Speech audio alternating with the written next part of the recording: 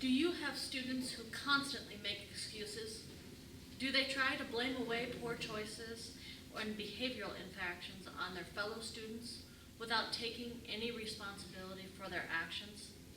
Do they mischaracterize their mistakes while recounting the day's activities to their parents? Is there anything we can do to change their ways?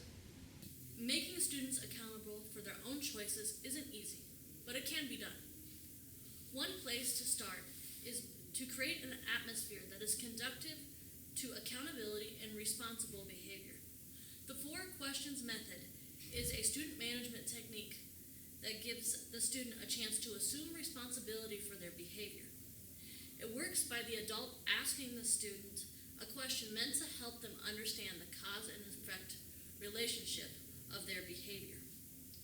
The goal is for students to take ownership of their behavior. Students respond better to adults they built a positive relationship with. The 4 questions method will only be effective when a positive relationship is fostered.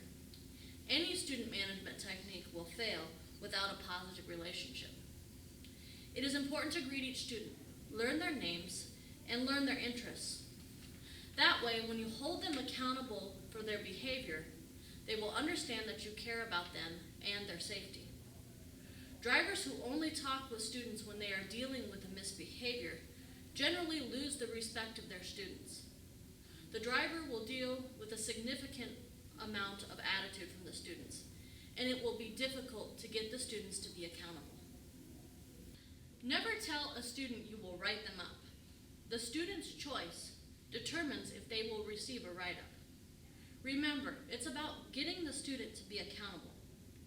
Do not fall for smokescreens. An embarrassed student will likely try to change the subject because they don't like being in the spotlight. Repeat the question with an emphasis on the word you.